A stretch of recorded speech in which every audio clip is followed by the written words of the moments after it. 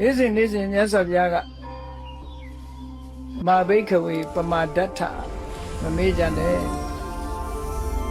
ပြိနိဗ္ဗာန်သံဃာနည်းကြတော့ဟန္တတဏိဘိခွေအမတ္တယာမိဝဝေယဓမ္မသင်္ခါရအပမဒေနသံပါဒေထအပမဒနဲ့ပြည့်စုံအောင်လုပ်ကြလို့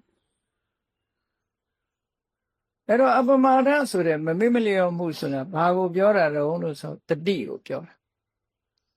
တတိနဲ့မကင်းမကွာနေတတ်ဖို့အဲ့တော့တတိဆိုတော့ပြောကြလိမ့်မယ်တပည့်တော်တို့အိမ်မှာနေတတိနဲ့နေတာပါကိုယ်အိမ်မှာဟုတ်လားမိခလုတ်ပိတ်ပြီးပြီလားဆိုတာလဲတတိနဲ့နေတယ်ဓမင်းချဲရပြီလားဆိုတာတတိအဲ့ဒီတတိတွေကိုပြောတာလားလို့ဆိုလောကလူတွေကအဲ့ဒီတတိတော့ရှိနေကြတာပဲစားရမှာဆိုတာလဲတတိရှိတာပဲအိပ်ရမယ့်အချိန်နဲ့တတိရှိတာပဲဟိုကိစ္စဒီကိစ္စလုံးဝမှာဆိုတာတွေလည်းတတိရှိနေတာအဲ့ဒီတတိမျိုးတွေကိုအပမဒလို့ပြောရလားလို့ဆိုတော့မဟုတ်ဘူးဒီစကားလုံးတွေကတာမန်မမေ့မလျော့တဲ့အဓိပ္ပာယ်မျိုးကိုဆိုလိုတာမဟုတ်ဘူးတဲ့ဒါကြောင့်မို့အပမဒရဲ့အဓိပ္ပာယ်ကိုဖွင့်ဆိုတဲ့အခါမှာသူကအပမဒဆိုတာတဲ့ကုသိုလ်ကောင်းမှုပြုလုပ်ဖို့ရာအတွက်အမြဲတမ်းတတိရှိနေတာကုသိုလ်ကောင်းမှုကိုတလေးတစားလုပ်တာစင်ဆက်မပြတ်လှုပ်တာရိုးရိုးသေးသေးလေးလေးစားစားလှုပ်တာဆွဲဆွဲမြဲမြဲလှုပ်တာအဲ့ဒါလိုလှုပ်စေတတ်တဲ့တတိကိုသာလေအပမရလို့ပြောတာတဲ့တာမန်မမေ့မလျော့တာကိုပြောတာမဟုတ်ဘူးလို့ဆိုတော့ဒီအပမရဆိုတဲ့တရားဟာတာမန်တတိလို့မဟုတ်ဘုန်းကြီးတို့တဏ္ဍာမှာဖြစ်ဖို့ရအမှန်တမ်းခဲရင်တယ်လို့ပြောရလူတွေကတတိကောင်းတယ်လို့ပြောပေမဲ့လို့လိုအပ်တဲ့တတိကောင်းတာမဟုတ်ဘူး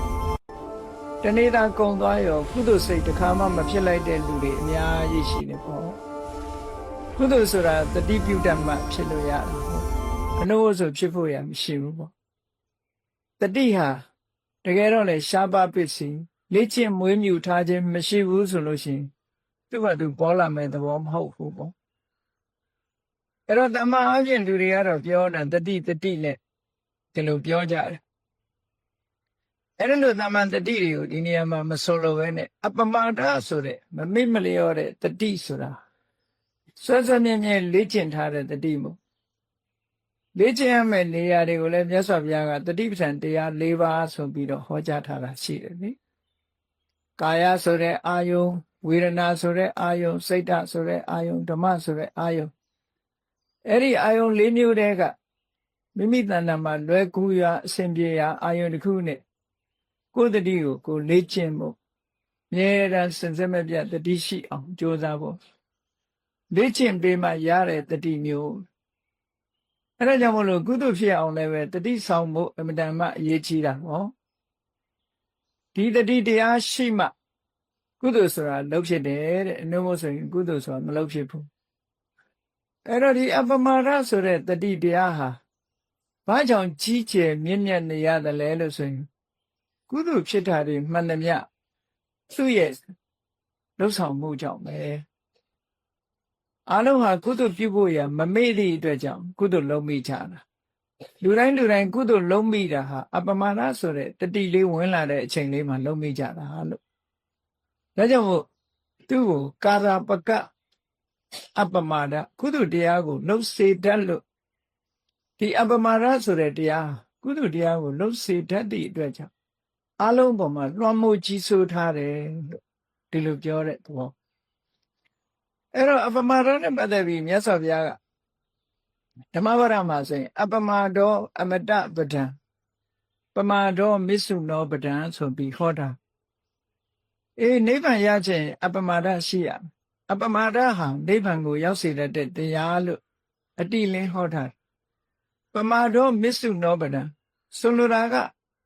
အဲ့ဒီမှာအမတနဲ့မစ္ဆုနှစ်ခုရှင်တွဲပြီးတော့ပြောထားတာဘုန်းကြီးတို့တွေရဲ့ဘဝတွေဟာတေချာစဉ်းစားကြည့်လိုက်မယ်ဆိုလို့ရှိရင်မသေးတာမှမဟုတ်တာအလုံးဟာသေဆုံးခြင်းဖြင့်အဆုံးသတ်နေကြသေဆုံးခြင်းမှာအဆုံးသတ်နေတယ်ဆိုထပ်တလဲလဲသေဆုံးခြင်းမှာအဆုံးသတ်နေရတော့ဒီသုံးဆုံးခြင်းဆိုတဲ့အဆုံးသတ်ကြီးကိုရှောင်ရှားပြီးတော့ ဘယ်တော့မှမသေးရတဲ့အနေအထားမျိုးဟာအမြဲတမ်းထူးခြားတဲ့အနေအထားမျိုးတစ်ခုဖြစ်တယ်။ဒါကြောင့်မို့လို့အမတဆိုတဲ့အသုံးအနှုန်းဟာမသေးရာနိဗ္ဗာန်လို့အဓိပ္ပာယ်ပြောတယ်။ဘာလို့မသေးတာတော့ဆိုမမွေးတော့မသေးဘူးပေါ့။မွေးလာလို့ရှိရင်ဆိုလိုတာကဖြစ်လာရင်ပြတ်မှာပဲသေချာတယ်။အဖြစ်မရှိအောင်ကသူ့ဟာသူနေလို့မရဘူး။ သူကအကြောင်းရှိနေရင်ဖြစ်နေတာ။ဆိုလိုတာကဖြစ်စေတဲ့အကြောင်းတရားတွေကိုဖယ်ရှားပစ်ဖို့လိုအပ်တယ်။အဲ့ဒီဖြစ်စေတဲ့အကြောင်းတရားတွေကိုဖယ်ရှားပစ်နိုင်တာဟာအပမာဒဆိုတဲ့တတိထားမှဒီအကြောင်းတွေကြောင့်လို့ဖြစ်နေတာပါလားလို့ဆိုတာအသိဉာဏ်ကသိနိုင်။သဘောမှာအပမာဒဆိုတာတတိကမှအာယုံကိုယူမပေးဘူးဆိုလို့ရှိရင်အသိဉာဏ်ဆိုတာဘယ်လိုမှမဖြစ်နိုင်။မြတ်စွာဘုရားသာသနာတော်မှာပညာကအရေးကြီးဆုံးပဲ။အသိပညာဟာအရေးကြီးဆုံးပဲလို့ဒီလိုဆိုတာ။ဒါမို့မဂ္ဂင်၈ပါးမှာတမ္မာဒိဋ္ဌိဆိုတာကိုရှေ့တန်းတင်ပြီးတော့ဟောမှန်ကန်စွာမြင်ခြင်းဆိုတာဉာဏ်ကိုပြောတယ်။အဲ့တော့ဒီဉာဏ်အရေးကြီးတယ်ဆိုဒီဉာဏ်ဖြစ်ဖို့ကြတော့ဘယ်သူကအရေးကြီးတုံးဆိုအပမာဒခေါ်တဲ့တတိယအရေးကြီးတယ်။အပမာဒဆိုတဲ့တတိမှမရှိလို့ရှိရင်ဉာဏ်မဖြစ်ဘူးတဲ့။ဒီလိုဆိုလိုတာအဲ့တော့ပညာဆိုဒီမှာတတိကင်းတဲ့ပညာဆိုတာမရှိဘူးလို့စာပေကျမ်းဂန်မှာဒီလိုတိုက်ရိုက်တောင်ဆိုထားတယ်။နာဟိတတိဝိရိဟိတာပညာနာမအဋ္ဌိတတိဝိရိဟိတာဆိုတာတတိကင်းမဲ့တဲ့တတိမပါတဲ့ပညာနာမအသိပညာဆိုတာနတ္ထိမရှိအဲ့တော့ဒီပညာလူတွေပြောတဲ့လောကီပညာမျိုးကိုပြောတာမဟုတ်ဘူးသဘာဝတရားတွေရဲ့အစစ်မှန်ကိုပိုင်ပိုင်နိုင်နိုင်သိတဲ့အသိပညာမျိုးဓမ္မပညာမျိုးဆိုလိုတယ်အဲ့ဒီအမှန်တရားကိုသိရှိနိုင်တဲ့ဓမ္မပညာမျိုးဟာတတိရှိမှပဲသိနိုင်တယ်တတိကအာယုံကိုယူပေးရယူပေးမှပညာကသိတယ်ဒီလိုဆိုလို့ပညာနဲ့တတိဟာတွဲဖက်ပြီးတော့အလုံးလုံးอ่ะအဲ့တော့ပညာအလုံးလုံးလို့ရအောင်တတိကလမ်းခင်းပေးရတတိမှလမ်းခင်းမပေးလို့ရှိရင်ပညာကဘာမှမလုပ်နိုင်စွမ်းအင်တတိမရှိဘူးဥပမာရှင်းအောင်သဘောကျအောင်ကြည့်မယ်ဆိုလို့ရှိရင်ဉာဏ်ချင်းကိစ္စကိုပြီးတဲ့မျက်လုံးဟာဆိုပါစို့စာအုပ်ဖတ်ချင်တယ်စာအုပ်လေးတော့ဖတ်ချင်တယ်ဆိုလို့ရှိရင်မျက်စိကစာအုပ်ကိုဖွင့်နိုင်ဘူးဖွင့်ပေးတာလက်ကဖွင့်ပေးရတယ်အဲ့တော့လက်မပါဘူးဆိုလို့ရှိရင်မျက်စိကလည်းဘယ်လိုမှမလုပ်နိုင်အဲ့တော့လက်ကဖွင့်ပေးမှမျက်စိကကြည့်လို့ရတယ်အဲ့ဒါလိုပဲတတိဆိုတဲ့လက်ကဖွင့်ပေးမှပညာဆိုတဲ့မျက်လုံးကကြည့်သူတို့နှစ်ခုဒီလိုဆက်ဆက်ဒါကြောင့်မို့လို့ပညာအရေးကြီးတယ်ဆိုရင်ပညာတဲ့ပုံအရေးကြီးတာကတတိဖြစ်နေတယ်ဒီဒါကြောင့်မို့လို့အပမာဒောအမတပဒံသိနေတာဘာကြောင့်လဲတတ္တဝါတွေတဏှာထဲမှာဘာကြောင့်ထပ်တလဲနဲ့သိရမလဲလို့ဆိုအကြောင်းတရားတွေရှိနေလို့ဝိပွားခြင်းအကြောင်းတရားတွေရှိနေဝိပွားခြင်းအကြောင်းတရားဆိုတာကိုသိအောင်ရှေ့ဆောင်လမ်းပြတာကတတိသိတာကအဲ့ဒီလိုတတိကလမ်းပြလို့ပညာကသိတဲ့အခါမှာအဲ့ဒီတရားကိုဖယ်ရှားနိုင်တော့အကြောင်းတရားကိုတတ်လိုက်တဲ့အခါအကျိုးတရားရပ်သွားတယ်အဲ့ဒါကြောင့်မို့လို့အမတနိဗ္ဗာန်ဆိုတာအကြောင်းတရားတွေရပ်ဆိုင်သွားလို့မဖြစ်တော့သည့်အတွက်ကြောင့်ပျက်စီးခြင်းတည်ဆုံးခြင်းဆိုတာမရှိဘူးအဲ့ဒီလိုဖြစ်အောင်တတိကစွမ်းဆောင်ပေးတာဖြစ်တော့ကြောင့်အပမာဒောအမတပဒံလို့အပမာဒဆိုတဲ့တရားဟာနိဗ္ဗာန်ရခြင်းရဲ့အကြောင်းတရားပဲပမာဒောမစ္ဆုနောပဒံမိမိလျောရောက်နေမယ်ဆိုရင်တဏှာထဲမှာမဆုံးနိုင်တဲ့သိခြင်းတရားနဲ့ရင်ဆိုင်ကြရမယ်လို့ဒီလိုမြတ်စွာဘုရားကဟောထားတာဟုတ်ဒါကြောင့်မို့လို့ဒီပမာဒလက်ကင်ထားအပမာဒဆိုတာကိုလက်ကင်ထားမှအပမတ္တမမေ့မလျော့သူဖြစ်ပြီးတော့ပမာဒဆိုတဲ့တတိကင်းပေါ့မေ့လျော့နေတဲ့ပုဂ္ဂိုလ်တွေတဏှာထဲမှာရှိကြပြီးတော့တဏှာထဲမှာတဝဲလဲလဲနဲ့ဒုက္ခရောက်ကြရတယ်အထက်ကရာဆရာကြီးက မေးလျောသူဆိုတာနဲ့ပတ်သက်ပြီးဘယ်လိုထိအောင်ပြောထားတော့ဆိုရင်ပမတ္တတသနာမသတ္တရောအပါယာတကခေဟသရိတာသူပြောလိုက်တဲ့စကားပမတ္တတမေးလျောတဲ့ပုဂ္ဂိုလ်အဖို့သတ္တရောအပါယာငရဲတရိစ္ဆာန်ပြိတ္တာအတူရကယ်လို့ဆိုတဲ့အပယ်လေးပုံလို့ဟာတကခေဟသရိတာကိုယ်အိမ်နဲ့အလားတူကြတယ်လို့ဒီလိုဆိုတာဒါလည်းစဉ်းစားစရာအလွန်ကောင်းတဲ့စကားတစ်ခုပဲအပယ်လေးပုံဟာမေးလျော့သူအတွက်တော့သူ့အိမ်လိုပဲလို့ဒီလိုပြောတဲ့အဓိပ္ပာယ်ကဘာတော့ဆိုလို့ရှိရင်လူတွေကကိုယ့်အိမ်မှာကိုယ်နေတာများတယ်လေဘလောက်ခရီးသွားအချိန်တန်အိမ်ပြန်လာတာရှိပဲပေါ့အဲ့ဒါလိုပဲမေးလျော့နေတဲ့ပုဂ္ဂိုလ်ဟာတန်ရာထဲမှာခရီးသွားနေတဲ့အချိန်မှာအချိန်တန်ရင်ပြန်ရောက်လာတဲ့နေရာဟာမေးလျော့မယ်ဆိုရင်ပြန်ရောက်လာတဲ့နေရာဒီအပယ်လေးပုံသာဖြစ်တယ်ငရဲဘုံခဏခဏရောက်တယ်တရိစ္ဆာန်ဘုံခဏခဏရောက်တယ်ပြိတ္တာဘုံခဏခဏရောက်တယ်အတူတကယ်ဘုံခဏခဏရောက်တယ်တော့မေးလျော့နေတဲ့ပုဂ္ဂိုလ်တွေဟာဒီဘုံကနေပြီးတော့အဝေးခွာသွားနိုင်ခြင်းကမစွမ်းနိုင်ကြဒါဖြင့်ဘာဖြစ်လို့မေးလျော့သူဟာအပယ်လေးပုံနဲ့မကွဲမကွာဖြစ်နေရတယ်လေလို့ဆိုမေးလျော့တယ်ဆိုကြတဲ့ကသူကကုသိုလ်မှမလုပ်တော့တာမေးလျော့တယ်ဆိုတာကုသိုလ်ဘက်ကိုမေ့ထားတာကိုပြောတာပေါ့အဲ့တော့လောကမှာဘုန်းကြီးတို့တွေရဲ့တဏ္ဍာမှာကုသိုလ်နဲ့အကုသိုလ်ဒီနှမျိုးပဲရှိကုသိုလ်နဲ့အကုသိုလ်ဒီနှမျိုးဟာသဘာဝအားဖြင့်လူတွေရဲ့တဏ္ဍာမှာအကြောင်းကြောင့်ဖြစ်လာကြတဲ့သဘာဝတရားနှစ်ခုကုသိုလ်တွေကဘာကြောင့်ဖြစ်တာတုံးဆိုယောနိသောမနတိကာရလို့ဆိုတဲ့မြင်တဲ့အာယုံကြားတဲ့အာယုံစတဲ့အာယုံတွေပေါ်မှာမှန်မှန်ကန်ကန်နှလုံးသွင်းနိုင်လို့ရှိရင်ထိုအာယုံနဲ့ဆက်ဆက်ပြီးကုသိုလ်စိတ်ပဲဖြစ်တယ်တဲ့မှန်မှန်ကန်ကန်နှလုံးမသွင်းနိုင်ဘူးအာယောနိသောမနတိကာရမသိမတဲ့နှလုံးသွင်းမိပြီဆိုလို့ရှိရင်တော့ထိုမြင်ကြားအာယုန်တွေနဲ့ဆက်ဆက်ပြီးတော့အကုသိုလ်တွေပဲဖြစ်ကြတယ်အဲ့တော့လောကမှာတတ္တဝါတွေရဲ့တဏ္ဍာမှာကုသိုလ်ဖြစ်မှုနဲ့အကုသိုလ်ဖြစ်မှုဟာဘယ်ဟာကများတယ်လဲဆိုရင်အကုသိုလ်ဖြစ်မှုတွေကများကုသိုလ်ဖြစ်တာကအလွန်တရာမှနည်းတယ်ကုသိုလ်ဖြစ်ဖို့ဆိုတာမတမခက်တယ်ဘာဖြစ်လို့ခက်တုံးဆိုယောနိသောမနတိကာနှလုံးသွင်းမှန်ကန်ဖို့အရေးကြီးလို့ပဲအဲ့ဒီနှလုံးသွင်းမှန်ကန်မှုဆိုတာဘယ်လိုနဲ့မှရနိုင်တာတုံးဆိုနှလုံးသွင်းမှန်ကန်မှုဟာသူတော်ကောင်းနဲ့လည်းတွေ့ဖို့လိုအပ်တယ်သူတော်ကောင်းတရားကိုကြားနာဖို့လည်းလိုအပ်တယ်အဲ့ဒီကြတော့မှစဉ်းစားတတ်တာအနုဆိုရင်နှလုံးမသွင်းတတ်ဘူးမစဉ်းစားတတ်ဘူးမစဉ်းစားတတ်သည့်အတွက်ကြောင့်ကိုတွေးသမျှတွေအကုသိုလ်နဲ့ပတ်သက်တဲ့အတွေးတွေကြီးပဲဖြစ်လာတယ်အပြစ်မကင်းတဲ့အတွေးတွေကြီးပဲတွေးပြီးတော့ခုတ္တနာမှာဖြစ်သမျှတွေဟာအကုသိုလ်စိတ်တွေကြီးပဲများပြီးတော့နောက်ဆုံးဟာအပေပုံမှာပဲအဖြစ်များရတယ်ဆိုတာအကုသိုလ်တွေအဖြစ်များလို့ဒီလိုပြောတာနော်တချို့တလေသူတော်ကောင်းနဲ့ပေါင်းမိပြီးသူတော်ကောင်းတရားကြားနာမိတဲ့ပုဂ္ဂိုလ်တွေကြတော့စိတ်ထားတတ်သွားနှလုံးသွင်းတတ်တယ်ကုသိုလ်တွေအကုသိုလ်တွေနားလည်လာတယ်နားလည်ပြီးတော့ဘယ်လိုနှလုံးသွင်းရမလဲဆိုတာသိလာတဲ့အတွက်ကြောင့်အကုသိုလ်ဆိုတာမဖြစ်ဘဲနဲ့ကုသိုလ်ဆိုတာဖြစ်လာအဲ့တော့ကုသိုလ်ဖြစ်ဖို့ဆိုတာအမှန်တမ်းအခွင့်အရေးနည်းတယ်လို့ဒီလိုပြောအောင်ကျိုးကြောင့်ညင်ညွတ်ဖို့အလွန်မှခဲနာဒါကြောင့်မို့ဒီယောနိသောမနတိကာရအာယောနိသောမနတိကာရဒီနှစ်ခုဟာလေ့ကျင့်ရမယ့်အရာနှစ်ခုပဲယောနိသောမနတိကာရဆိုတာ wise attention ပဲအသိပညာနဲ့ဆင်ញင်စဉ်းစားတတ်မှုမှန်ကန်တဲ့နှလုံးသွင်းယောနိသောဆိုတာမှန်ကန်တဲ့နည်းနဲ့နှလုံးသွင်းတာ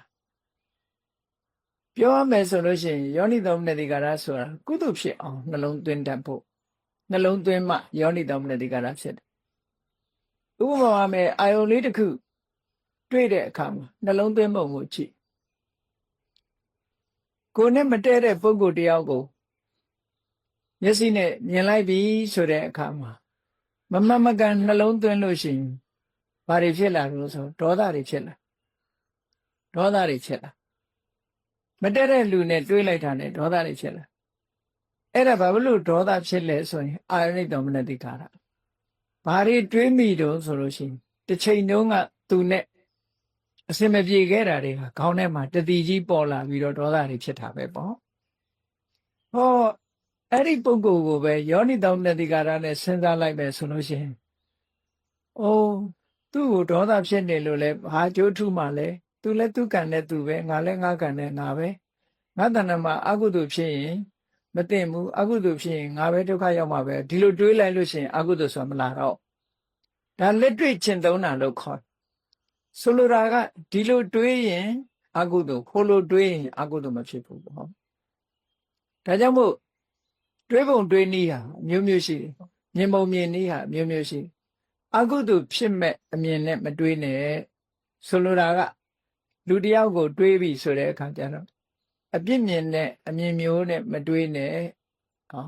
မေတ္တာသက်ဝင်ပြီးတော့မြင်တဲ့အမြင်မျိုးနဲ့တွေးဖို့လိုအပ်တယ်အဲ့ဒါလို့မတွေးဘူးဆိုလို့ရှိရင်တော့အကုသိုလ်ကဝင်လာမှာပဲပေါ့တချို့လမ်းသွားရင်ပဲအလို့လျောက်တလန်းတော့အကုသိုလ်တွေဖြစ်သွားတဲ့လူတွေလည်းအများကြီးပဲလေကုသိုလ်ဖြစ်တဲ့လူလည်းရှိတယ်အကုသိုလ်ဖြစ်တဲ့လူလည်းရှိတယ်ကားမောင်းသွားရင်တောင်မှပဲအကုသိုလ်ဖြစ်တဲ့လူတွေအများကြီးကိုရှိကကြော်တက်သွားတာတို့ဟုတ်လားကိုရှိကဖြတ်သွားတာတို့ဆိုလို့ရှိရင်အကုသိုလ်တွေဖြစ်ကြတယ်အဲ့တော့ကုသိုလ်ဖြစ်အောင်ဘယ်လိုစဉ်းစားရမှာတော့ဆိုအဲ့ဒါတွေကိုနှလုံးမသွင်းမဲ့နဲ့နေတာလည်းပဲကုသိုလ်ဖြစ်နိုင်တယ်နောက်တနည်းကတော့သိခံခြင်းခွင့်လွှတ်ခြင်းဆိုတာလည်းကုသိုလ်ဖြစ်စေနိုင်တယ်နောက်တစ်ခုကတော့အပြစ်ဆိုတာကိုမရှုဘဲနဲ့အဲ့ဒီကိစ္စတွေကိုမစင်ရင်မစင်စားပဲနဲ့ကိုယ်မှနှလုံးသွင်းတရားလေးတစ်ခုနဲ့ပဲသွားနေလို့ရှိရင်လည်းပဲအပြစ်ဆိုတာမဖြစ်နိုင်ဘူးပေါ့အဲ့တော့အကုသိုလ်ဆိုတာဟာမသိမတဲ့နှလုံးသွင်းမှဖြစ်တာဖြစ်တယ်မရိယာဆရာတော်ကြီးနှလုံးသွင်းနှလုံးပေါ့မရိယာဆရာတော်ဆိုတာမင်းတို့မင်းလက်ထက်ကတိခါစိတ်အလွန်များတယ်လို့ပြောတယ်ဘယ်ပဲဖြစ်ဖြစ်ဆရာတော်ကြီးကအကောင်းဘက်ကကြည့်ပြီးတော့နှလုံးသွင်းတတ်တာသမင်းပြောလေးချက်ကတ်လို့ရှင်လဲဟေးဝါရတာတက်တာတာပေါ့ဒီကနေ့မာလေးချက်တွေးလို့ရှင်လဲတောင်းစားရတာပေါ့လို့ဒီလိုတွေးတယ်ဆန်းငံလို့ရှင်လဲအစာကြေးတာပေါ့ဆန်းငံလို့ရှင်လဲအစာကြေးတာပေါ့စားပေါ်လို့ရှင်လည်းပဲရေငတ်တက်တာတာပေါ့ဒီလိုပဲတွေးတယ်အဲ့တော့အကောင်းဘက်ကနေလှည့်တွေးလို့ရှင်ကိုယ်မှာအကုသိုလ်ဆံမဖြစ်တော့အဲ့ဒါမျိုးကိုဆိုလိုတာယောနိတောမနတိကာရလို့ဆိုတာအဲ့တော့ယောနိတောမနတိကာရမှာမရှိဘူးဆိုလို့ရှိရင်အကုသိုလ်ဆိုတာဖြစ်လာနိုင်ဒါကြောင့်မို့လို့မမေ့မလျော်ဘူးဆိုတဲ့ပုဂ္ဂိုလ်ကိုယ့်ကိုယ်ကိုတတိထားပြီးတော့ကိုယ်စိတ်ထဲမှာကုသိုလ်ဖြစ်တာလားအကုသိုလ်ဖြစ်တာလားဆိုတာအမြဲတမ်းအကဲခတ်ပြီးတော့ဆန်းစစ်တဲ့နေပေါ့အကုသိုလ်ဖြစ်တာကိုသိတာနဲ့တပြိုင်နက်ရှေ့ဆက်မဖြစ်အောင်ဟန်တာဖို့လိုအပ်တယ်အဲ့ဒါလို့အကုသိုလ်ဖြစ်တာကိုသိမှကြိုးစားခြင်း၄မျိုးတည်းမှာသမ္မပဒံတရား၄ပါးဆိုတာအလုံးသိကြအကုသိုလ်တတိနဲ့ကုသိုလ်လားအကုသိုလ်လားဆင်ញင်စဉ်းစားနေတဲ့တတိထားနေတဲ့အချိန်အကုသိုလ်ဖြစ်လာပြီဆိုလို့ရှိရင်ထိုအကုသိုလ်မဖြစ်ရအောင်ကြိုတင်ပြီးတော့တတိကဟန်တာတယ်ဖြစ်လာပြီဆိုလို့ရှိရင်လည်းဖယ်ရှားဖို့ကြိုးစားတယ်ကုသိုလ်မဖြစ်သေးဘူးဆိုရင်ဖြစ်အောင်လုပ်တယ်ဖြစ်ပြီးသားကုသိုလ်တွေတိုးပွားလာအောင်လုပ်တယ်လို့ဒီလိုကြိုးစားအဲ့ဒါကိုပဲသမ္မာဝါယာမမဂ္ဂင်၈ပါးမှန်ကန်စွာကြိုးစားအထောက်မှုလို့ဒီလိုဆိုလိုတာအဲ့ဒါကြောင့်မို့လို့ကြိုးပမ်းအထောက်မှုလုပ်တိုင်းဟာကြိုးပမ်းအထောက်မှုကိုအကူအညီပေးတာသူကအကူအညီပေးတယ်ဆိုတတိကအကူအညီပေးတယ်ဒါမှမဟုတ်သမ္မာဝါယာမပြီးတော့သမ္မာတတိဆိုတာအနိကမြတ်စွာဘုရားထည့်ပေးထားတာနော်ဒါကြောင့်မို့လို့အပမာရဆိုတဲ့တတိတရားဟာမဂ္ဂင်၈ပါးထဲမှာလည်းအရေးပါတဲ့အခန်းကဏ္ဍမှာရှိတယ်နိဗ္ဗာန်ရဖို့အတွက်လည်းအရေးပါတဲ့အခန်းကဏ္ဍနောက်ဆုံးကုသိုလ်ဖြစ်ဖို့တမ္မာအပြင်ကုသိုလ်ဖြစ်ဖို့အတွက်လည်းပဲ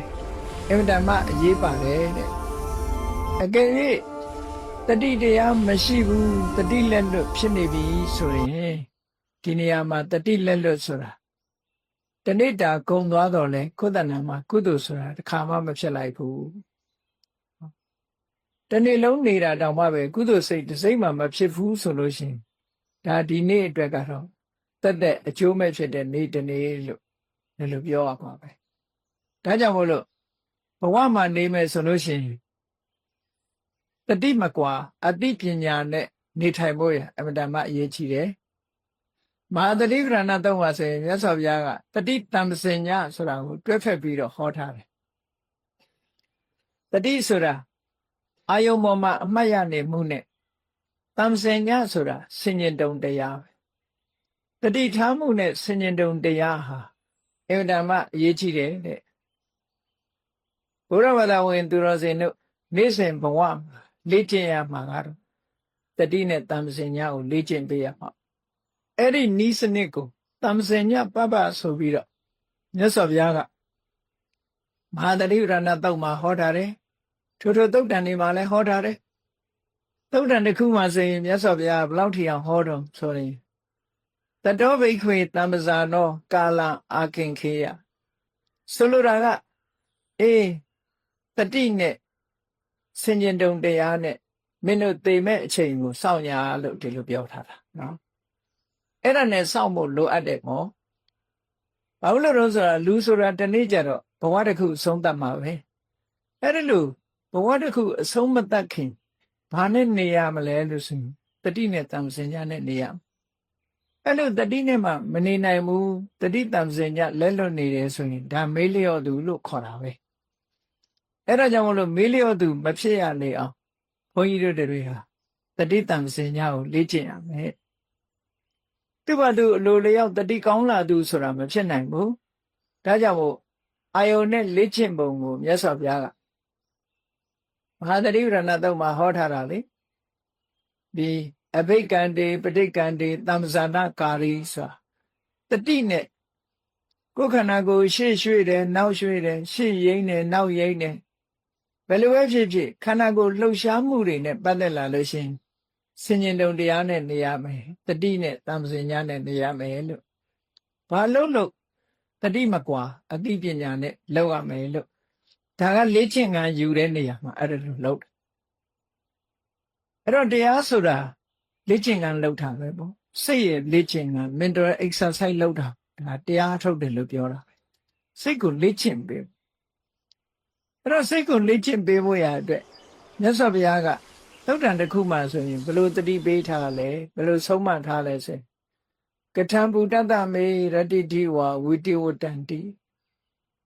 တနေ့တာကုံဆုံးလာတဲ့အခါမှာလူတိုင်းဟာပြန်ပြီးတော့ကိုယ့်ချက်ကပ်လုပ်ဖို့လိုတယ်ပေါ့ကိုယ့်စစ်ဆေးဖို့ပြန်လီသုံးသပ်ဖို့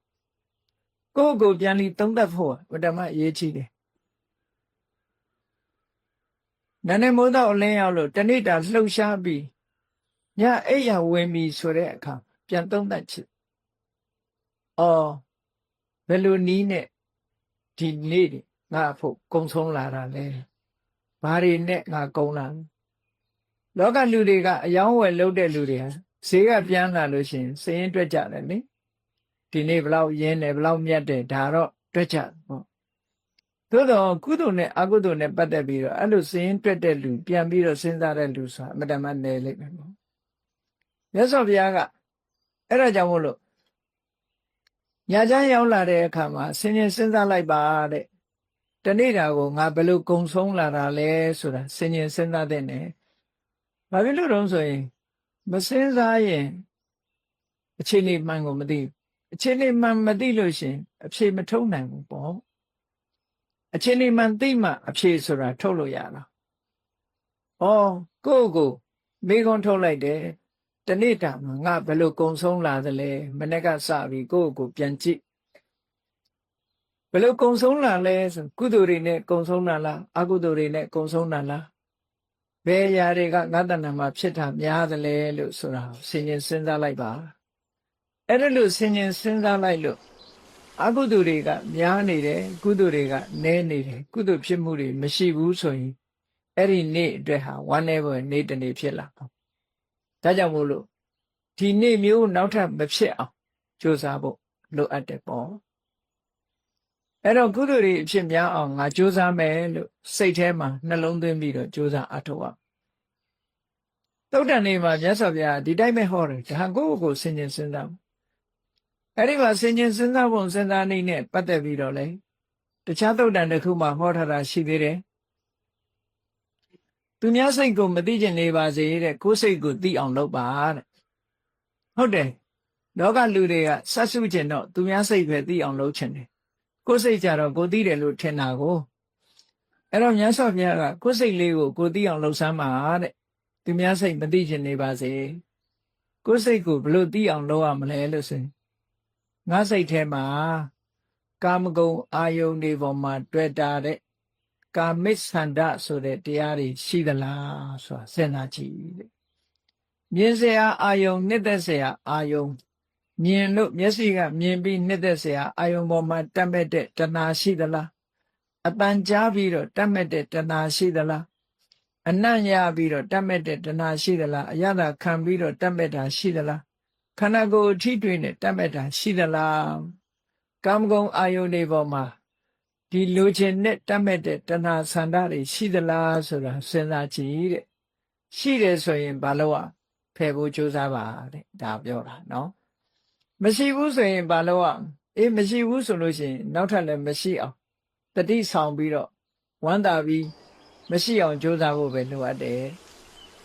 ဟောနောက်တစ်ခုစဉ်းကျင်စဉ်းစားရမှာလူတွေဟာလောဘရှိရင်ဒေါသဆိုတာရှိလာတတ်တယ်ပေါ့ဘာဖြစ်လို့လဲဆိုရင်အလိုကြရင်လောဘလေအလိုမကြရင်ဒေါသဆိုတာလာတာပဲအဲ့ဒါကိုဗျာပါဒလို့ခေါ်တယ်ကိုမကြိုက်တဲ့အာယုန်တွေနဲ့တွေးတဲ့အခါမှာစိတ်ထဲမှာဆန့်ကျင်မှုကလေးပေါ်လာတာဟာဒေါသပဲဗျာပါဒပဲအဲ့ဒီဗျာပါဒရောငါးတဏ္ဍာမှာရှိသလားစဉ်းရင်စဉ်းစားပြီးတော့ရှိရင်ဖယ်ရှားဖို့ကြိုးစားမရှိဘူးဆိုလို့ရှိရင်တော့ဘယ်တော့မှမရှိအောင်ဆက်လက်ပြီးတော့မရှိတဲ့အနေအထားတစ်ခုကိုကောင်းမွန်အောင်ထိန်းသိမ်းဆောင်ရှောက်ဖို့ဝမ်းမြောက်ဖို့ထို့တူပဲကုသိုလ်စိတ်တွေနဲ့ပတ်သက်လာလို့ရှိရင်ငါစိတ်မှာတက်ကြွမှုရှိရလားဆိုတာစဉ်းစားတယ်ကုသိုလ်စိတ်တွေနဲ့ပတ်သက်လာပြီးတော့လူတွေမှာတက်ကြွမှုအားနည်းတတ်တယ်ကြည့်လေကမ္မဋ္ဌာန်းထိုင်ကြည့်လို့ရှိရင်စိတ်မပါဘူးကမ္မဋ္ဌာန်းထိုင်ဖို့စဉ်းစားလိုက်ရင်ဖျားရှိခိုးဖို့စဉ်းစားလိုက်ရင်စိတ်ထဲမှာမပါဘူးဆိုတာဌိနမိတ်တာရဲ့သဘောတွေပဲပေါ့ကုသိုလ်လုပ်ဖို့ဆိုတာစိတ်ကတွန့်သွားလို့ရှိရင်ဒါဌိနမိတ်တာရဲ့သဘောပဲပေါ့အဲ့ဒီဌိနမိတ်တာဆိုတဲ့စိတ်အားရော့ချမှုတွေငါတဏ္ဍာမှာရှိသလားမရှိဘူးလားကုသိုလ်ရေးနဲ့ပတ်သက်စဉ်းကျင်စဉ်းစားတဲ့ရှိရင်မရှိအောင်ကြိုးစားအထောက်ဝီရိယအားနဲ့တွန်းဖယ်ရမယ်နောက်တစ်ခုကတော့ဥဒိစ္စကောကုဆစိတ်ရဲ့မငြိမ်သက်မှုတွေပေါ့ဒီဥဒိစ္စဆိုတဲ့စိတ်လေမှုကောကုဆဆိုတဲ့စိတ်ပူပန်မှုတွေဒါတွေရှိလို့ရှိရင်စိတ်ဟာငြိမ်ချမ်းမှုမရှိဘူးအဲငြိမ်ချမ်းမှုမရှိတဲ့စိတ်တွေကိုယ်တဏ္ဍာမှာရှိနေသလားစိတ်ထဲမှာဒီတဘာဝတရားတွေရှိသလားဆိုတာအစဉ်စဉ်းစားရှိလို့ရှိရင်မရှိအောင်ကြိုးစားဖို့ဒီလိုဆိုလိုတာနောက်ဝိသိကိစ္စဆိုတာတန်တရားဘုရားတရားတန်ခါအကျင့်သိက္ခာတွေနဲ့ပတ်သက်လာတဲ့တရားဓမ္မနဲ့ပတ်သက်လာပြီးတော့ကိုယ်တဏ္ဍာမှာတွေးတောကြည့်လိုက်တဲ့အခါယုံမှန်တန်တရားတွေရှိသလားမဆုံးဖြတ်နိုင်တဲ့ယုံမှန်တန်တရားတွေရှိသလားတွေးဝေပြီးတော့နေတာတွေများရှိသလားလို့စဉ်းကျင်စဉ်းစားကြည့်ရှိတယ်ဆိုရင်မရှိအောင်ကြိုးစားတရားတွေဟာသူ့အနေနဲ့သူအဖြေရှိတယ်အဲ့ဒီအဖြေတွေတိုင်းလိုက်နာကျင့်သုံးဖို့လိုအပ်တယ်ဒါဖြင့်ဝိသိကိစ္စကိုဘယ်လိုဖြေရမှာတော့ဆိုဝိသိကိစ္စပျောက်အောင်တရားနာရတယ်အမှန်ကန်သိအောင်ကြိုးစားရတယ်အသိပညာတွေစီးပူးအထောက်ရတယ်ဒါဝိသိကိစ္စပျောက်အကြောင်းတရားနဲ့ပတ်သက်ပြီးဝိသိကိစ္စတွေတန်တရားတွေများလို့ရှင်ပရိစ္ဆေသမုပ္ပါဒ်ကိုစဉ်းကျင်စဉ်းစားလေ့လာခြင်းအားဖြင့်မှန်ကန်တဲ့အကြောင်းတရားတွေကိုသိရှိလာနိုင်တယ်ပေါ့အကြောင်းတရားတွေကိုမှန်မှန်ကန်ကန်သိလာရင်တန်တရားဆိုတာမရှိတော့ဘူးပေါ့ဒီလိုဆိုလိုတာဘုရားတရားတန်ခါနဲ့ပတ်သက်ပြီးတန်တရားရှိလာလို့ရှိရင်ဘုရားတရားတန်ခါနဲ့ပတ်သက်တဲ့လေးနဲ့တဲ့သဘာဝတရားတွေကိုစဉ်းကျင်စဉ်းစားဖို့အဲ့ဒီအသိပညာရှိလာတာနဲ့တပြိုင်နက်တန်တရားဆိုတာပျောက်ကင်းသွားနိုင်တယ်အဲ့ဒီလိုဥဒိစ္စကောကုဆဆိုတဲ့စိတ်ပူပန်မှုတွေရှိလာရင်ဘာနဲ့ငြိမ်းရမလဲဆိုရင်အာယုန်ဒီခုတွေပေါ်မှာစိတ်ကလေးကိုငြိမ်အောင်ထားတဲ့တမာတိစွမ်းအားတွေကိုယ်တဏ္ဍာမှာမြင့်လာအောင်လုပ်ပေးဖို့လိုအပ်တာပေါ့အဲ့ဒီလိုလှုပ်ခြင်းအပြင်စိတ်တည်ငြိမ်မှုတွေကိုရရှိလာဌိနမိတ်တာတွေဆိုတာကြတော့ဝီရိယစွမ်းအားတွေကိုယ်တဏ္ဍာမှာမြင့်ပေးဖို့လိုတယ်တဲ့ ကာမိဆန္ဒဆိုတာကြတော့အတုပဘာဝနာတို့မမြဲတဲ့သဘောတရားတွေတို့ဆင်ញင်စဉ်းစားပေးခြင်းဖြင့်ကာမဂုဏ်အာယုန်စိတ်တွေကိုလျှော့ချလို့ရတယ်ပေါ့အဲ့ဒါလို့သူ့အဖြေလေးတွေနဲ့သူလှုပ်သွားနိုင်မယ်ဆိုလို့ရှိရင်ဒါကိုယ့်ရဲ့ဘဝတာတနေ့တာအတွက်အခြေအနေတစ်ခုကိုသုံးသပ်ဆင်ញင်ပြီးတော့ကိုဖြေထုတ်သွားမယ်ဆိုလို့ရှိရင်အဖြေမှန်တွေကိုသိပြီးတော့ကိုလိုရမယ့်လုပ်ငန်းကိုလည်းရှင်းရှင်းကြီးမြင်သွားနိုင်တယ်ဒါကြောင့်မို့တတိတံစင်ညာကိုလေ့ကျင့်ပါလို့မမေ့မလျော့သူဆိုရင်ဒီတတိဟာအမှန်တမ်းအရေးကြီးလို့မြတ်စွာဘုရားသခင်ကိုရောမြတ်ကမဂ္ဂင်၈ပါးထဲမှာတမ္မာတတိထိုတမ္မာတတိကိုချဲ့ပြီးတော့ဆောင်ရွက်ဖွယ်အာယုံ၄မျိုးနဲ့တတိပဋ္ဌာန်တရား၄ပါးဆိုပြီးတော့ဟောကြားပြီးလေ့ကျင့်ခန်းယူဖို့အတွက်မြတ်စွာဘုရားကအသေးစိတ်ဟောကြားခဲ့တာအဲ့ဒီအတိုင်းလေ့ကျင့်လိုက်ပဲဆိုရင်တတိကောင်းသူအဖြစ်ကိုရရှိလာအဲ့တော့မေးလျော့သူနဲ့မမေးလျော့သူဆိုတဲ့စံတတ်မှတ်ချက်တွေကအဆင့်ဆင့်ရှိတယ်လို့ဒီလိုအောင်းမရမှတ်ရမေးလျော့သူဆိုတာအခြေခံအဆင့်နဲ့ပြောရမယ်မေးလျော့သူဆိုတာဘယ်လိုပုံကုမျိုးတုံးလို့ဆိုရင်ဘဝတစ်ခုရလာတယ်လူဘဝရလာပြီးတော့နေ့စဉ်နဲ့အမျှစာဝတ်နေရေးကိစ္စတွေကိုသာလုံးပန်းတယ်စာဝတ်နေရေးကိစ္စလုံးပန်းတဲ့အခါမှာတရားတဲ့ဤဖြစ်စေပတရားတဲ့ဤဖြစ်စေဤမျိုးစုံအသုံးချပြီးတော့စာဝတ်နေရေးပြည့်စုံမှုလုပ်ပြီးကုသိုလ်အကုသိုလ်ဒါတွေကိုမစင်စားပဲနဲ့ဒုစရိုက်လည်းလှုပ်ထားပဲကြုံသလိုလှုပ်ပြီးတော့ကုသိုလ်အကုသိုလ်လုံးဝမစင်စားပဲနဲ့စာဝတ်နေရေးကိုလုပ်နေတဲ့ပုဂ္ဂိုလ်ဟာဒါနံပါတ်1အခြေခံအဖြစ်မေးလျော့နေတဲ့ပုဂ္ဂိုလ်ဒုစရိုက်လုပ်ငန်းတွေနဲ့ပဲတနေ့တာအချိန်ကုန်သွားရင်ဒါလုံးဝမေးလျော့တဲ့ပုဂ္ဂိုလ်ပဲအဲ့ဒါလို့လုံးဝနေလျော့နေတဲ့ပုဂ္ဂိုလ်ဟာပမတ္တသသနာမစတ္တရောအပါယတကခေဟတရိတာလို့ဆိုတဲ့အတိုင်းသူ့ရဲ့အလားအလာဟာသူသွားရမယ့်နေရာဟာအပယ်လေးပုံသာဖြစ်တော့မှာပဲဒါကြောင့်မို့လို့ဒီပမတ္တဆိုတဲ့မေးလျော့သူအခြေခံအဆင့်ဟာအဆိုးဆုံးအဆင့်ပဲလို့ဒီလိုပြောအောင်ဖြစ်တယ်ကဲနောက်တီးတဲ့အဆင့်မြင့်လာတဲ့အခါကျတော့ကြည့်ဒုစရိုက်တွေနဲ့တော့အသက်မမွေးဘူးကုသိုလ်ကောင်းမှုယမယံခါလုပ်တယ်ကုသိုလ်ကိုယမယံခါတတိရတယ်လုပ်တဲ့အခါလုပ်တယ်မလုပ်တဲ့အခါမလုပ်ဘူးပေါ့အဲ့ဒါလိုနေတဲ့ပုဂ္ဂိုလ်မျိုးကလည်းရှိသေးတယ်အဲ့ဒါလိုနေတဲ့ပုဂ္ဂိုလ်မျိုးဟာတာမန်အားဖြင့်ဒါနကုသိုလ်လေးသာလုပ်တယ်သီလဆိုတာမဆောက်တည်ဘူးဒါနကုသိုလ်လေးတော့ယမယံခါလုပ်တယ်ဆိုတဲ့ပုဂ္ဂိုလ်အထက်သီလရှုထောင့်ကနေကြည့်မယ်ဆိုရင်သူ့ကိုမေးလျော့သူလို့ပဲခေါ်သေးတယ်ခုနကဒုစရိုက်တွေလုပ်တဲ့လူကနေစာပြီးကြည့်မယ်ဆိုရင်သူ့ကိုမမေ့မလျော့သူလို့ပြောလို့ရတယ်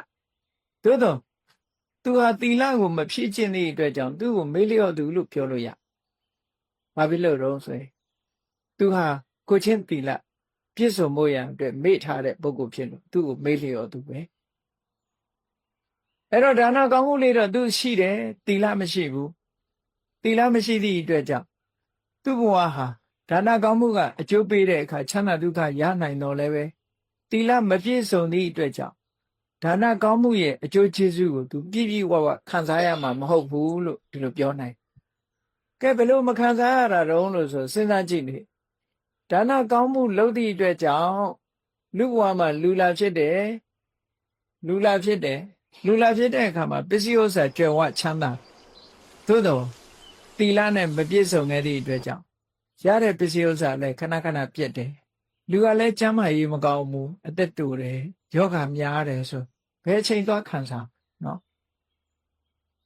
သီလမလုံတဲ့ပုဂ္ဂိုလ်ရဲ့ရရှိလာတဲ့စိတ်စိမ်ဥစ္စာဟာဘာမှအတိတ်ပဲမရှိတော့ဘူးတဲ့အဲကြောင့်မို့မြတ်စွာဘုရားကဒီသီလလုံမှလူတွေဟာကျမ်းမာမှုတို့ပစ္စည်းဥစ္စာခိုင်မာမှုတို့ဆိုတာဖြစ်တာပေါ့သီလမလုံဘူးဆိုလို့ရှိရင်ဒါတွေမရအောင်မရသည့်အတွက်ကြောင့်သူ့ရဲ့ချမ်းသာကြွယ်ဝမှုဟာသူ့အတွက်အသုံးမဝင်တယ်လို့ဖြစ်တတ်တယ်ပေါ့ပစ္စည်းဥစ္စာတော့ပေါ်ပါရဲ့ယောဂတွေကထူပြောနေတယ်ငယ်ငယ်ရွယ်နဲ့သေတယ်အသက်တိုတယ်ဟောသီလမရှိဘူးဆိုဒါမှသက်ရှိတဲ့ပုဂ္ဂိုလ်တွေကြလူတွေကပြောတယ်နော်သီလကောင်းလိုက်တာနဲ့ကြည့်ဒါကြောင့်မို့လို့ တစ်ဖက်ကကြည့်မယ်ဆိုရင်ဒါနတော့လုပ်ဖို့ရသည့်အတွက်ကြောင့်သူ့ကိုမမေ့မလျော့သူလို့ပြောနိုင်တော့လဲ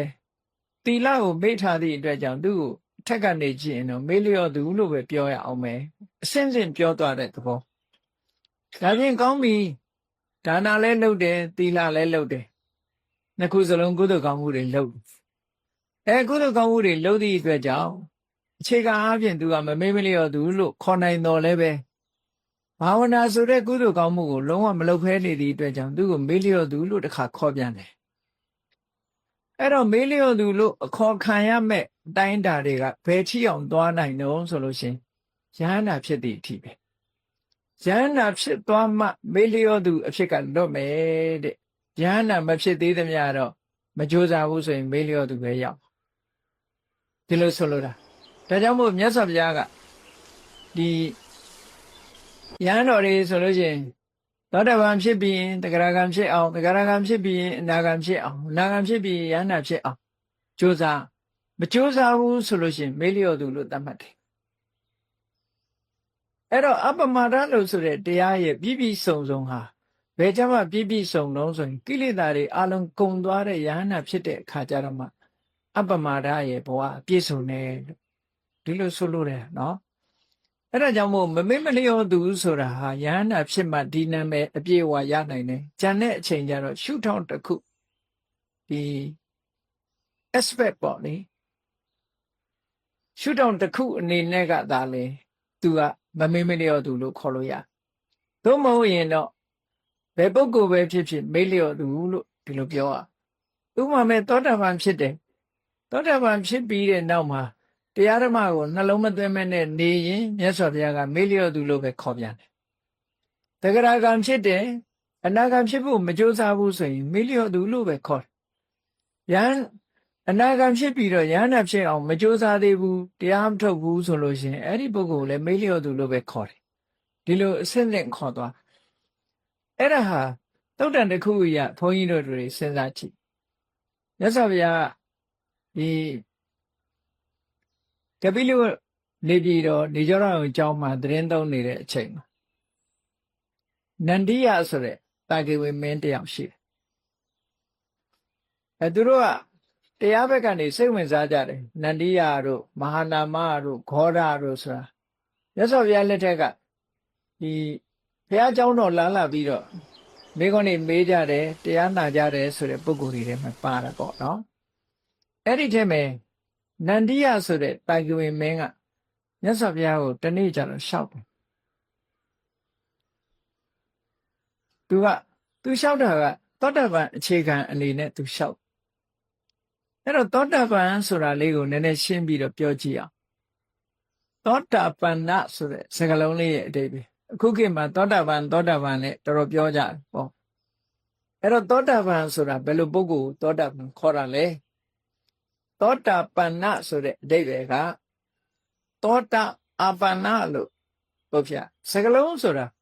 အင်မတန်မှတိတိကျကျပေါ်ပြထားတာသောတာဆိုတာဘာကိုပြောတာလဲလို့ဆိုရင်မဂ္ဂင်၈ပါးကိုသောတာလို့ပြောတာသောတာဆိုတာဒီနေရာမှာနားကိုပြောတာလည်းမဟုတ်ဘူးသောတာဆိုတဲ့ပါဠိစကားကနားကိုဟောတာရှိတယ်ရေစည်းချောင်းကိုဟောတာရှိတယ်စကားလုံးမှာအဓိပ္ပာယ်နှစ်ခုဖော်တယ်ပေါ့နားရဲ့ရေစည်းချောင်းရဲ့ဒါမို့ဟိုသတင်းကြေညာတဲ့အခါကျတော့နာသောတာဆင်ញပါဆိုတာအဲ့ဒါနာကိုပြောနော်သောတာရှင်နေဆိုတာနာကိုပြောရေစည်းချောင်းကိုပြောတဲ့အခါကျတော့လည်းပဲသောတာလို့ပြောတယ်အဲ့တော့ဒီနေရာမှာသောတာဟာရေစည်းချောင်းကိုရည်ညွှန်းတယ်ရေစည်းချောင်းဆိုတာတင်စားထားတဲ့စကားတစ်ခုပဲမဂ္ဂင်၈ပါးကိုရေစည်းချောင်းလို့တင်စားလိုက်တာအဲ့တော့သောတာပန်ဆိုတာသောတာဆိုတဲ့မဂ္ဂင်ရေစည်းချောင်းတွေကိုပထမဆုံးအနေနဲ့ပန္နရောက်သွားသူလို့ဒီလိုအဓိပ္ပာယ်ရအဲ့တော့သောတာပန်လို့ခေါ်တာဟာနိဗ္ဗာန်ရေစည်းချောင်းနဲ့မဂ္ဂင်၈ပါးတည်းဟူသောနိဗ္ဗာန်လမ်းကြောင်းတွေကိုပထမဆုံးဝင်ရောက်မိသူလို့ဒီလိုအဓိပ္ပာယ်ရတယ်ဒီလိုဆိုလိုတာနော်ဒါမို့အင်္ဂလိပ်လိုပြန်တဲ့အခါကျတော့ Sri Intara လို့ပြန် Sri ဆိုတာရေစည်းချောင်းပဲတချို့ကတော့ Sri Winna လို့ပြန်တာလည်းရှိတယ်ဒါပါဠိနဲ့ကိုက်အောင်ပြန်မယ်ဆိုရင်Sri Intara ပထမဆုံးနိဗ္ဗာန်လမ်းကြောင်းနဲ့ရောက်သွားလမ်းကြောင်းနဲ့ဝင်သွားပြီလိုင်းပေါ်တက်သွားပြီလို့ဒီလိုပြောလို့ရဘယ်လိုင်းတုံးဆိုနိဗ္ဗာန်သွားတဲ့လိုင်းနိဗ္ဗာန်သွားတဲ့လိုင်းဆိုတာမဂ္ဂင်၈ပါးအဲ့တော့မဂ္ဂင်၈ပါးဟာဝိပဿနာချက်နဲ့အဆင့်နဲ့မကဘူးသူကဝိပဿနာတဲ့အဆင့်မြင့်နဲ့မက္ခလို့ဆိုတဲ့ဒီ unity တစ်ခုပေါ့မဂ္ဂင်၈ပါးနဲ့ဖွဲ့စည်းထားတဲ့စွမ်းအားပြည့်တဲ့သမ္မာဒိဋ္ဌိသမ္မာသင်္ကပ္ပသမ္မာဝါစာသမ္မာ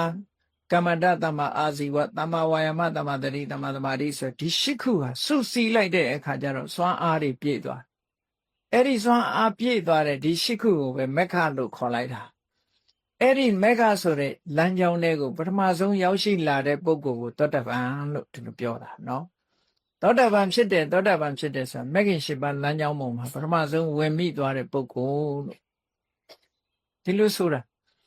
ဒါဖြင့်အဲ့ဒီသောတပန်ဖြစ်ဖို့အတွက်ကဘာတွေလိုအပ်တုံလို့မေးလို့ရှိရင်သူကအကြောင်းတရား၄မျိုးသောတပန်ဖြစ်ဖို့အကြောင်းတရား၄မျိုးရှိတယ်အကြောင်းတရား၄မျိုးကဘာလဲလို့ဆိုရင်နံပါတ်၁ကတပ္ပုရိတတန်တေဝသူတော်ကောင်းနဲ့ပေါင်းသင်းမှုနောက်သတ္တမတဝနာသူတော်ကောင်းတရားကိုကြားနာမှုဒါအပြင်ဘက်ကအကြောင်း၂ခုနောက်အတွင်းအကြောင်း၂ခုကဘာတော့ဆိုရင်ယောနိသောမနတိကာရမှန်မှန်ကန်ကန်နှလုံးသွင်းဆင်ခြင်တတ်မှုဓမ္မနုဓမ္မပฏิပတ်တိလောကုတ္တရာတရားနဲ့လျော်တဲ့အကျင့်တရားကိုကျင့်ကြံကြိုးကိုအထောက်မှုလို့ဒါကအတွင်းပိုင်းကအကြောင်း၂ခုအလုံးပေါင်းလိုက်တော့အကြောင်း၄ခုရှိတယ်ကြည့်အဲ့ဒီနေရာမှာရှင်သာရိပုတ္တရာသောတာပန်ဖြစ်တာကိုကြည့်ရှင်သာရိပုတ္တရာဟာရှင်အတ္တစီနဲ့တွေ့တာတပ္ပုရိတတန်တေဝရှင်အတ္တစီကယေဓမာဟိတုပ္ပဘဝဆိုတဲ့တရားကိုခေါ်လိုက်တဲ့အခါတတ္ထမတဝနာဒီနှစ်ခုရှိတယ်သူ့ရဲ့ရှင်သာရိပုတ္တရာရဲ့ပင်ကိုယ်မှာရှိနေတဲ့ယောနိသောမနတိကာရတရားနာနေတဲ့အချိန်မှာ apply လုပ်တာဒါကျင့်တာပဲပေါ့ကျင့်တယ်ဆိုတာဟာအချိန်ကြာကြီးကျင့်ရတာလူတယောက်နဲ့တယောက်ဒါကမတူဘူးเนาะတယောက်နဲ့တယောက်မတူဘူးတရားနာရင်လည်းပဲခန္ဓာကိုအတိညာဏ်ကရောက်ရှိသွားပြီးတော့နှလုံးသွင်းဆင်ခြင်သွားတဲ့ပုဂ္ဂိုလ်တွေလည်းရှိတယ်အဲ့ဒါကြောင့်မလို့ရှင်သာရိပုတ္တရာတို့ကြတော့ခန္ဓာကိုရှင်အတ္တစီဟောနေတဲ့အချိန်လေးအတွင်းမှာပဲသူကဆင်ញင်လိုက်လို့အတိညာဏ်တွေပွင့်သွားတယ်အဲ့ဒီအချိန်လေးဟာဒါကျင့်တဲ့အချိန်လေးပဲအတိုင်းတာတစ်ခုနဲ့တစ်ခုမတူဘူးလေလူတော်မှအပြင်ဘက်ကျင့်ကြတာပဲကြည့်အောင်တချို့ကတစ်လနဲ့တချို့ကတစ်ဖက်နဲ့သောတပန်ဖြစ်တယ်တချို့ကတစ်လနဲ့မှသောတပန်ဖြစ်တယ်တချို့ကတစ်နှစ်နဲ့မှဖြစ်တယ်ဟောတဦးနဲ့တူတာတချို့ကတရားနာရင်လေးနဲ့ဖြစ်သွားဒီလိုမတူတာဟာတယောက်နဲ့တယောက် qualification မတူတာပေါ့အရေးချင်းချင်းမတူတာဘယ်ကိစ္စမှာပဲဖြစ်ဖြစ်လူဟာတဦးနဲ့တူရည်ချင်းချင်းဆိုတာတူတာမှမဟုတ်တာအေးကောင်းပြီအဲ့ဒီမှာအခုအကြောင်းတရား၄မျိုးပြည့်စုံပြီဆိုလို့ရှိရင်အဲ့ဒီပုဂ္ဂိုလ်ဟာသောတာပန်နာလို့ခေါ်တဲ့ဒီနိဗ္ဗာန်လမ်းကြောင်းထဲကိုရောက်ရှိသွားပြီပထမဆုံးရောက်စုအဲ့ဒီလိုရောက်ရှိသွားလိုက်တဲ့အချိန်မှာသူဟာဒိဋ္ဌိလို့ဆိုတဲ့မှားယွင်းနေတဲ့အမြင်တစ်ခုဟာလည်းပျောက်ကင်းသွားတယ်ဝိသိကိစ္စဟာဆိုတဲ့တရားဓမ္မအကျင့်တရားနဲ့ပတ်သက်ပြီးတော့လေတန်တရားကင်းစင်သွားတယ်ဒီနှစ်ခုဟာသူ့အဖို့မှာလုံးဝလွတ်ကင်းသွားဆိုလိုတာကတရားနဲ့ပတ်သက်လာလို့ရှိရင်သူ့မှာတန်တရားဆိုတာလုံးဝမရှိဘူးဖရာတရားတန်ခါနဲ့ပတ်သက်လာရင်တန်တရားဆိုတာလုံးဝမရှိတော့ဘူးမှားယွင်းတဲ့အမြင်ဟာလည်းသူ့မှာလုံးဝမရှိတော့ဒါရင်လာလို့ဆိုမကဘူးသူ့မှာအပေချလောက်တဲ့လောဘဆိုတာလည်းမရှိတော့ဘူးအပေချလောက်တဲ့ဒေါသလည်းသူ့မှာမရှိတော့ဒေါသ ရှိသေးတော့လဲအပယ်ချလောက်မပြင်းထန်တော့ဘူးလို့ဆိုကျန်တဲ့ကိလေသာတွေဟာလည်းအများကြီးရော့ပါသွားပြီစိတ်ကောင်းနှလုံးကောင်းတွေအများကြီးဝင်သွားပြီသောတပန်ဖြစ်သွားတယ်ဒီလိုဆိုလို့လေသောတပန်ပုဂ္ဂိုလ်မှာဒီမာနရှိပေမဲ့လို့စော်ကားတဲ့မာနမျိုးသူ့မှာမရှိတော့ပြီးတော့အိတ်တမစ္စရိယဆိုတော့သူ့တန်မှာမရှိတော့ဘာလို့လဲဆိုရင်တရားဓမ္မနဲ့ပတ်သက်ပြီးသူ့မှာမစ္စရိယဆိုတာမရှိဘူးသောတပန်ဖြစ်သွားတဲ့ပုဂ္ဂိုလ်ရဲ့စိတ်ဓာတ်မှာဘယ်လိုအတွေးတွေဝင်နှုံးလို့ဆိုလို့ရှိရင်ငါရတဲ့ငါသိတဲ့တရားမျိုးတလောကလုံးရှိတဲ့ပုဂ္ဂိုလ်တွေသိကြပါစေဆိုရှိဒါသူ့ရဲ့ဆန္ဒဖြစ်တာနော်သောတပန်ဖြစ်သွားရင်အဲ့ဒီဆန္ဒအရင်ဖြစ်တယ်မသိတဲ့တရားဥတရားမြတ်တွေတရားဝါတွေအားလုံးသိကြပါစေဆိုပြီးတော့ ဒီစိတ်ဆန္ဒဖြစ်တယ်တဲ့သူသိတဲ့တရားကိုသူများပြောဖို့ရကြတော့ရွှေအိုးကိုသူများပြဖို့ရဝန်လေးတယ်လို့ဝန်လေးတယ်တဲ့ဒါသောတာပန်ပုဂ္ဂိုလ်ရဲ့အခြေအနေနှစ်ခုစာပေကျမ်းကမှာဒီလိုရေးထားအဲ့တော့သောတာပန်ဒီသောတာပန်လို့လျှောက်ပြောနေရင်တော့ဒါတကယ်မရသေးတဲ့ပုဂ္ဂိုလ်ပဲဖြစ်နိုင်တာပေါ့နော်ရွှေအိုးမစင်ရင်တော့ပြလို့ရတာပဲပေါ့ဘယ်သူမှမယူဘူးလေရွှေထုတော့ပြလို့ရမှာပေါ့ရွှေစစ်ဆိုရင်တော့ဘယ်သူမှမပြဘူးလို့ဆိုတယ်အဲသောတာပန်ဖြစ်သွားပြီဆိုတဲ့ပုဂ္ဂိုလ်ရဲ့စိတ်ဓာတ်ဟာအဲ့ဒီနှစ်ခုရှိတယ်လူတိုင်းကိုသူအတိမျိုးသိစေခြင်းနဲ့သူသိတဲ့တရားကိုသူများထုတ်ဖို့ပြောဖို့ရကြတော့ကိုသိမ့်ထားတဲ့ရွှေအိုးကိုသူများပြဖို့ရဝန်လေးသလောက်ဝန်လေးတယ်တဲ့ဒီလိုဆိုလိုတာနော်အဲ့ဒီလိုအချင်းရနှစ်ခုနဲ့ပြည့်စုံကဲသောတာပန်ဖြစ်သွားတာကြတော့ဘယ်လိုအင်္ဂါရက်တွေနဲ့ပြည့်စုံသွားတော့ခုနကသောတာပန်ဖြစ်ဖို့ရတဲ့အခါအကြောင်း၄မျိုးနဲ့သူကြိုးစားအထောက်သောတာပန်ဖြစ်သွားပြီနိဗ္ဗာန်လမ်းကြောင်းပေါ်သူရောက်သွားပြီပထမဆုံးအဲ့ဒီရောက်သွားတဲ့အခါမှာသူ့ရဲ့သောတာပန်တွေရရှိတဲ့အင်္ဂါရက်၄ခုကဘာတော့ဆိုလို့ရှိရင်သူကဘုဒ္ဓအဝိစ္စပတာကမြတ်စွာဘုရားအပေါ်မှာယုံကြည်တာခါတိုင်းယုံကြည်တာလည်းမတူဘူးအသိဉာဏ်နဲ့ဂုံကိုနှစ်ကာလယုံကြည်တာဓမ္မေအဝိစ္စပတာရတရားပေါ်မှာယုံကြည်တာလည်းပဲအသိဉာဏ်နဲ့နှစ်ကာလယုံကြည်တာတာမန်ယုံကြည်မှုမျိုးမဟုတ်တော့ဘူးတန်ခေအဝိစ္စပတာရအရိယတန်ဃာတွေပေါ်မှာယုံကြည်မှုကလည်းပဲအသိဉာဏ်နဲ့ယုံကြည်တာမျိုးဖြစ်သွားဆိုလိုတာကတရားတက်မဟုတ်ဘူးသူကအသိဉာဏ်နဲ့တွဲဖက်ထားတဲ့တရားဖြစ်သွားပြီအသိဉာဏ်ပါသည့်အတွက်ကြောင့်သူဟာယုံကြည်ချက်ကိုဘယ်တော့မှမပြောင်းတော့ဒီလိုပြောတာနော်တမန်ယုံကြည်တယ်ဆိုရင်ယုံကြည်ချက်ကပြောင်းနိုင်သေးတယ်လေဒီပြင်လူတယောက်ကလာပြောသွားရင်လူယုံကြည်မှုကပြောင်းသွားနိုင်သေးတယ်သူကအဲ့ဒါလို့မဟုတ်ဆုံးဖြတ်ပြီးတော့ယုံကြည်တာနော်ဒါသာအမှန်ဘယ်သူပြောလို့မှမရတော့ဘုရားတရားတန်ခါနဲ့ပတ်သက်ပြီးတော့အဝိစ္စပတာရဆိုတာတုံ့လို့ရင်းရိုင်ခြင်းမရှိတဲ့အသိဉာဏ်ပါတဲ့တရားနဲ့ယုံကြည်တာတဲ့နောက်တစ်ခုကအရိယကန္တသီလလို့ဆိုရင်၅ပါးသီလ၅ပါးသီလကိုအရိယပုဂ္ဂိုလ်တွေကအမြဲတမ်းမျက်မျက်နှိုးနှိုးထိမ့်သိမ့်ဆောက်ရှောက်လို့အရိယကန္တသီလလို့ခေါ်တယ်ဘလောက်ထိအောင်မျက်နှိုးတုံဆိုရင်သိသည်ဖြစ်စေမသိသည်ဖြစ်စေအဲ့ဒီအရိယပုဂ္ဂိုလ်လေးဟာဆိုပါစို့သောတာပန်ပုဂ္ဂိုလ်ဟာလူဘဝမှာဒီဘဝကသောတာပန်ဖြစ်ပြီးနောက်ဘဝလူဖြစ်တယ်ဆိုပါစို့အဲ့ဒီလူဖြစ်လာတဲ့ဘဝမှာသူက၅ပါးသီလအလိုလိုလုံးလာတယ်သူများအသက်တတ်တယ်ဆိုတာသူ့မှာမရှိနော်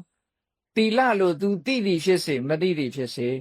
သူများအသက်တတ်ရမှာတိတ်ဝန်လေးတယ်မတတ်ဘူး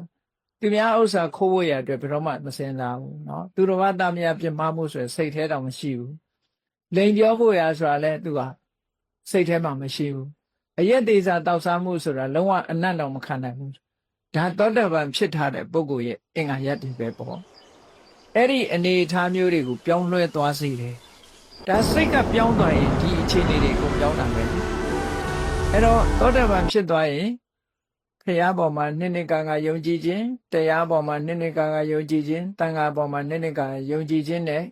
အရိယကန္တသီလနဲ့ပတ်သက်လာလို့ရှိရင်ဒီဘဝမပြောနဲ့ဘယ်ဘဝမှမချိုးဖောက်တော့ဘူးတဲ့သိသည်ဖြစ်စေမသိသည်ဖြစ်စေသူကအဲ့ဒါလောက်ထိအောင်မြဲသွားပြီလို့ဒီလိုပြောတယ်အဲ့ဒီ၄ချက်အဲ့တော့ခုနကနန္ဒီယဆိုတဲ့တာဂဝင်းမင်းကမြတ်စွာဘုရားကိုလျှောက်တယ်အရှင်ဘုရားတဲ့အရိယတာဝကအရိယတာဝကဆိုတာဘုရားရဲ့တပည့်တာဝကတွေကိုအရိယတာဝကလို့ခေါ်တာအရှင်ဘုရားအရိယတာဝကဟာဒီသောတာပန်နေပြည့်စုံတဲ့အင်္ဂါရပ်၄မျိုး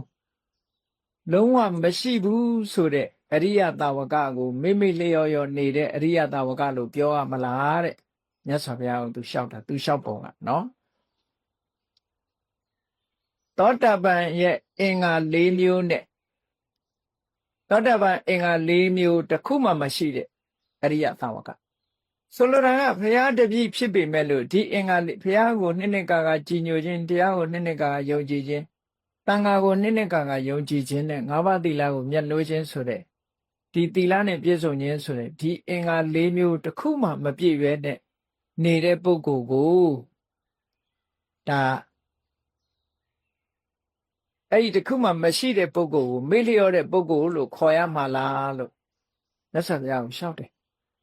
အဲ့လိုလျှောက်တော့မြတ်စွာဘုရားကဘယ်လိုဖြေတော့ဆိုရင်အဲ့ဒီ၄မျိုးနဲ့လုံးဝမပြည့်စုံတဲ့ပုဂ္ဂိုလ်ဟာအရိယာစရင်မဝင်တဲ့ပုထုဇဉ်မျှတာဖြစ်တယ်ဆိုပြီးတော့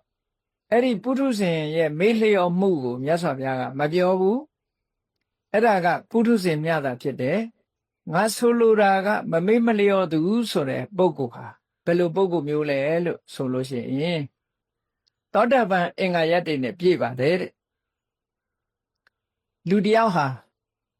သောတာပန်အင်္ဂါရပ်၄မျိုးနဲ့ပြည့်စုံတယ်ဖျားကိုလည်းနှစ်နှစ်ကာကာကြီးညိုတယ်တရားကိုလည်းနှစ်နှစ်ကာကာကြီးညိုတယ်သံဃာကိုလည်းနှစ်နှစ်ကာကာကြီးညိုတယ်အရိယကန္တသီလနဲ့လည်းပြည့်စုံသို့တော့သူဟာဖျားကိုကြီးညိုခြင်းဆိုတာလေးနဲ့တင်ခြေနှက်နေပြီးတော့တနေ့တာမှလည်းကမ္မထံဘာဝနာနှလုံးသွင်းခြင်းမရှိဘူးတဲ့ညအခါမှလည်းပဲနှလုံးသွင်းခြင်းမရှိဘူးဆိုရင်အဲ့ဒီပုဂ္ဂိုလ်ကမေ့လျော့သူလို့ပြောတာနော်ဆိုလိုတာကသောတာပန်ဖြစ်ပြီးရင်လည်းပဲတရားနှလုံးသွင်းရမယ်လို့ပြောတာမြတ်စွာဘုရားအဲ့ဒီကျောင်းကသောတာပန်ဖြစ်ပြီးရင်ဘာမှလုပ်เสียမလိုဘူးလို့ထင်ကောင်းထင်တယ်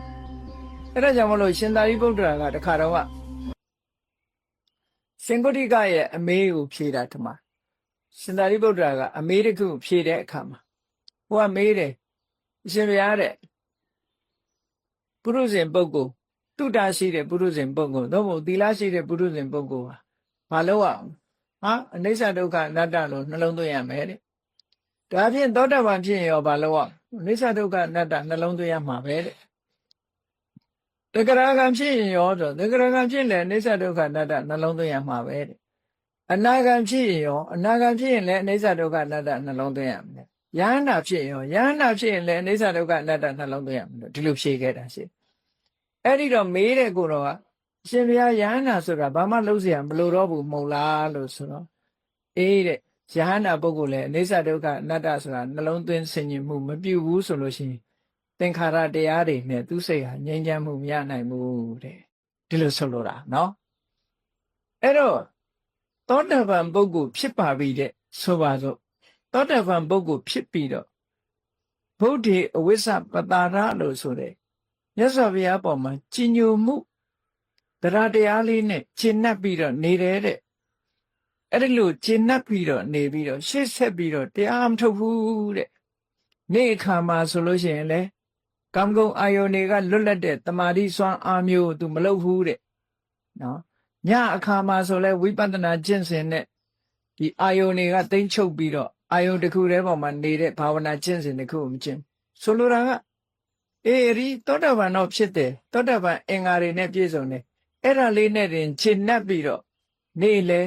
သမထလုပ်ငန်းမလုပ်ဘူးညလေဝိပဿနာလုပ်ငန်းမလုပ်ဘူးဆိုလို့ရှိရင်တဲ့ဘာဖြစ်လဲလို့ဆိုလို့ရှိရင်အဲ့ဒါလို့မေ့မေ့လျော့လျော့